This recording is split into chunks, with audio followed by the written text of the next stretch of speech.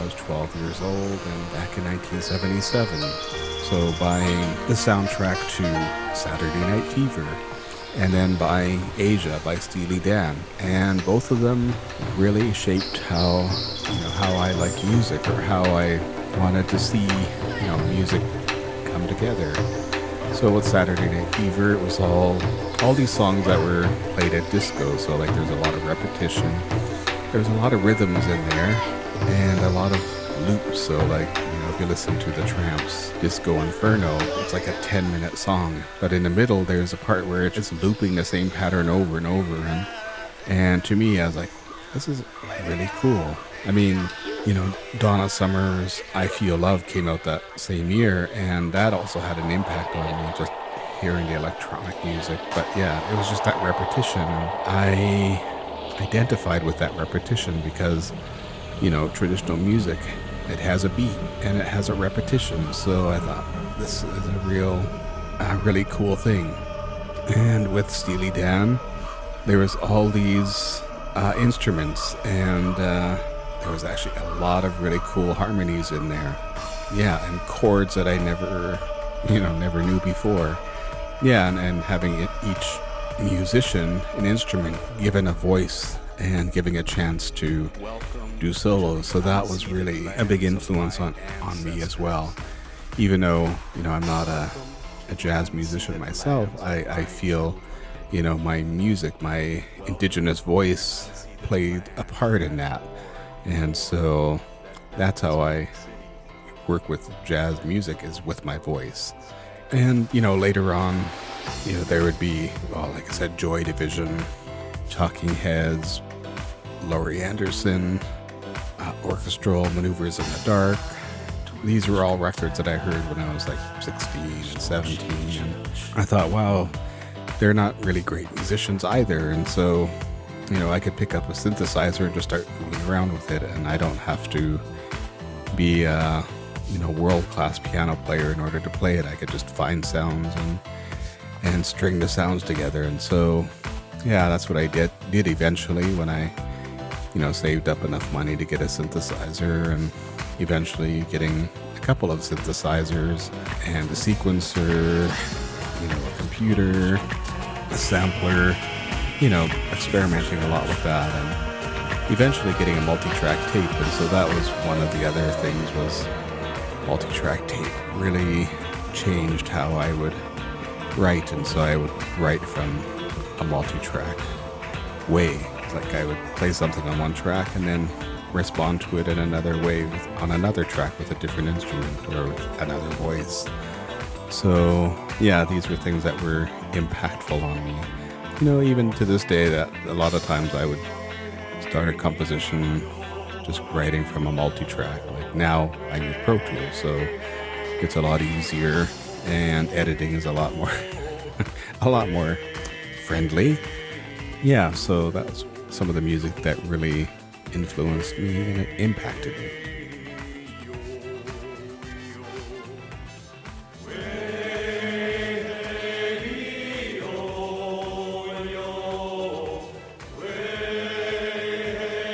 I write a song based on traditional Salish forms, but to me that's a composition. One of the songs I wrote is called The Gift, and a lot of choirs perform that now, and to me originally it was like a small song, but now it's become a composition because it's all these layers of harmonies, and I turned it into a real choral piece, and that's cool. I love choral music, I love working with choirs, and I love the harmonies. So songs and compositions to me are very similar.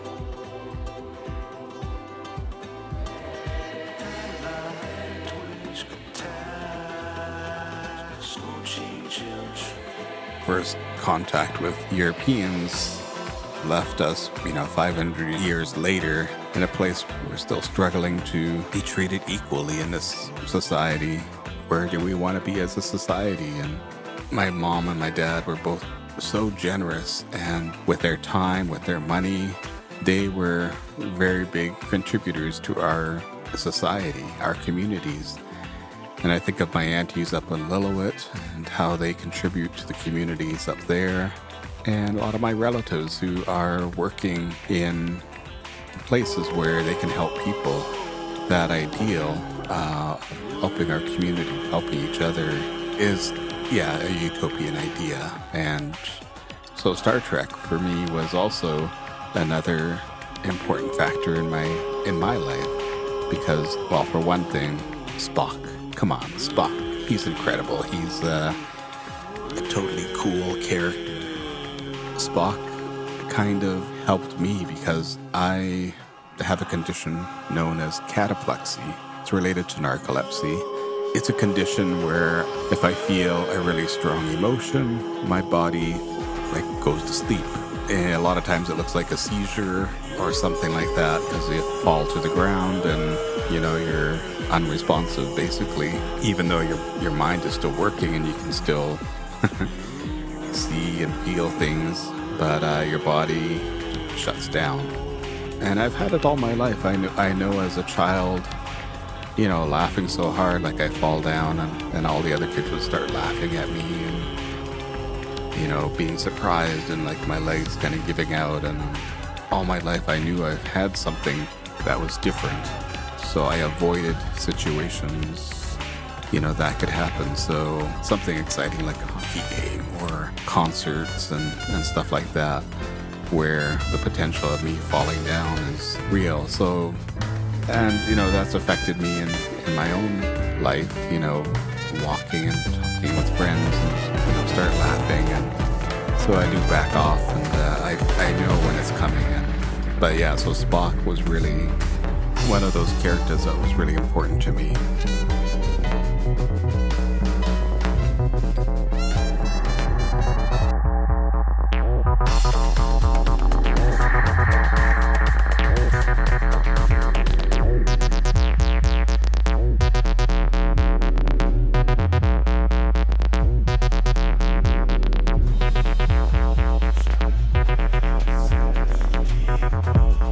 I do know my purpose. I'm here to sing the songs that my mom has taught me and keep those going on.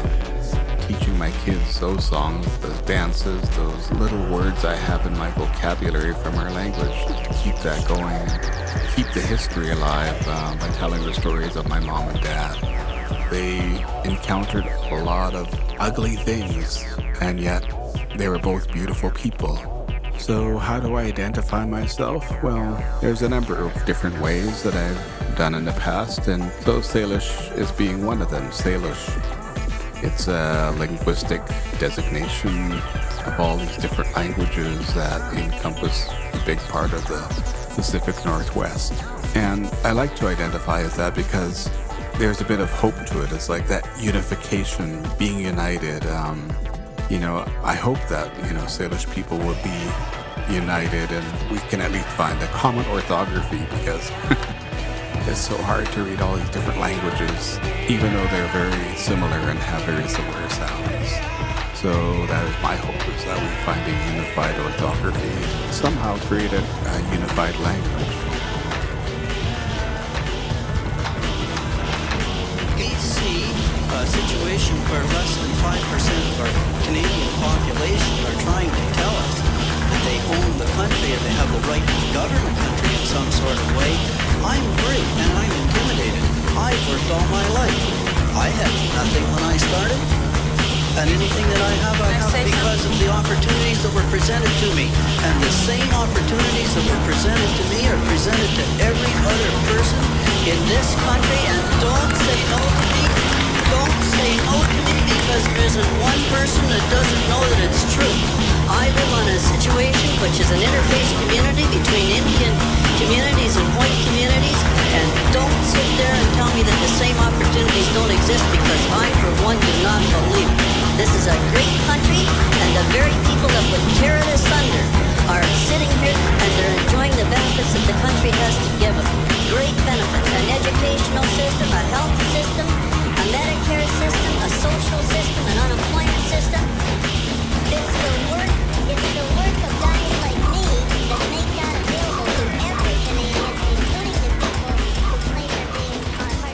Lil'wat is another marker that I identify as, because that's where my father is from. it is part of the Statlium people and part of the Statlium group of languages, and one of the largest communities in our territory. And Statlium, my mom is from Halfclip, which is part of what people call the Northern Statlium.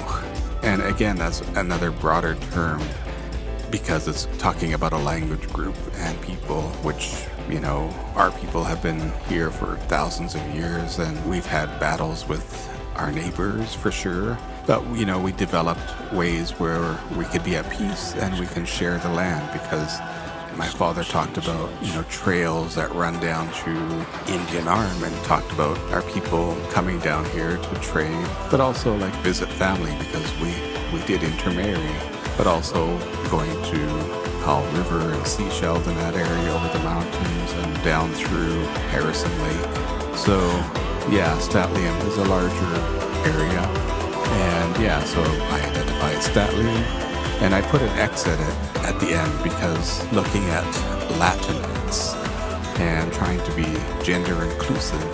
Yeah, I know Statlium doesn't really have a really strong gender bias in the language, I guess you could say, but I could be wrong too. But as far as I know, you know, there isn't male or female things that are patriarchal the way that some languages can be.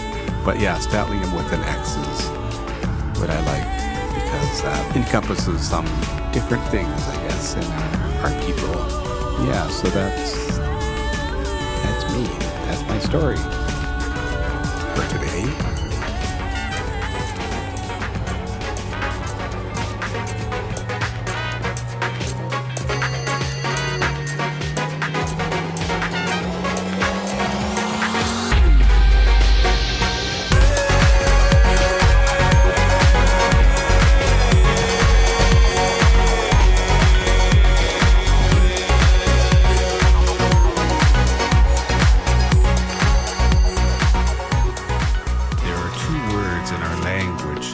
Sound very similar. Eatlin and eatlum. Eatlin means to eat, the nourishment that comes into our bodies to help us. And eatlum means to sing, the nourishment that comes from our bodies to help us.